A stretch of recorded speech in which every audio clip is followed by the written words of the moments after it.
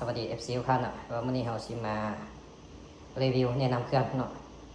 ว่าก็อิงตามลูกค้าถามเนาะว่าอันเตา40เซนมันยาวส่ำใด45ยาวส่ำใด50ยาวส่ำใดเนาะว่ามื้อนี้เราสิมาแฮกให้เบิ่งตัวจริงเนาะตัวนี้เป็นฟักตอร์เนาะฟักตอร์ฮอป A มันฮอป A นะตัวนี้เป็นฮอป A ใส่เรา50เซนตัวนี้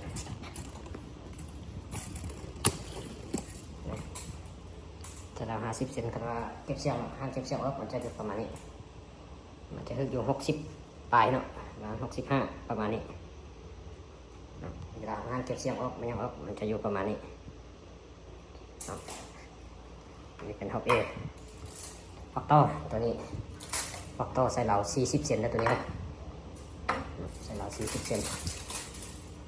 ใส่เรา40เซนมันจะประมาณ50ปลายเนาะ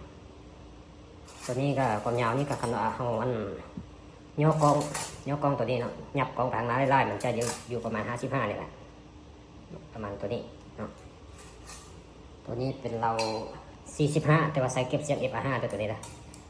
มันจะได้อยู่ประมาณ65เซนเนาะตัวนี้60ขนาดเอานั่นมันก็คืออยู่62 63เนาะขนาดเอายับกองนี่นะขนาดเอาบ่ใส่เครื่องจังซี่นะแต่ว่าเราใส่เครื่องจังซี่เฮียความงามเนาะอยู่เครื่องเวลาเราเบิ่งมันจึงงามขึ้นหน่อยนึงเลยเรานั่นมันจะได้ประมาณ62เนาะก็เท่ายับกองจำจังซี่นะตัวนี้ก็เรา45คือกันเนาะมันจะประมาณนี้จังตัวนี้เป็น Hop A ใส่แว็ก16แว่นตัวนี้เป็นกอง BSA ตัวนี้ Made in USA นั่นเด้อตัวนี้นะเก็บเสียงเก็บเต็กตัวนี้คืออยู่12ล้าน5แสนคลิปแบบนี้เลยประกอบแบบนี้ตามนี้หรือว่าห้างคาร์บอนจะเป็นห้างอาซาฟีประมาณนี้เนาะตัวนี้จะเป็นฟักตอร์ใส่เก็บเสียงกล้อง BSA เก็บเสียงเก็บเต็กคือกันเนาะเป็นแร็ก16แว่นคือกันตัวนี้ก็12ล้าน5คือกันเนาะแล้วตัวนี้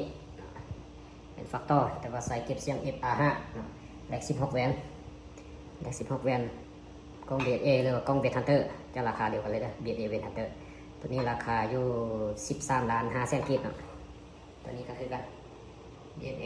เก็บเสียง FR5 แร็ก16แว่นทางคาร์บอนแต่ว่าสุดนี้คาร์บอนของเราเนี่ยมันคาร์บอนกล้องอาซาฟีนะประมาณนี้เนาะแจ้งประมาณนี้เนาะราคาก็คือเขาแจ้งครับเนาะเริ่มต้นคันไซแร็ก8แว่นเก็บเสียงเกมเต็กคืออยู่11ล้าน5คันไซแร็ก16แว่นเก็บเสียงเกมเต็กคืออยู่12ล้าน5คันไซเก็บเสียง FR5 เก็บเสียง FR5 เก็บเสียง FR5 อันแร็ก16แว่นลงมันจะคืออยู่13ล้าน5แสนคลิปเนาะคือว่าเครื่องประกอบมันไปตามนั้นเนาะเพราะว่าฟักตอร์ฮอป A เฮกิโก้มันราคาเดียวกันเลยนะแจ้งราคาให้หูตามนี้ขอบใจ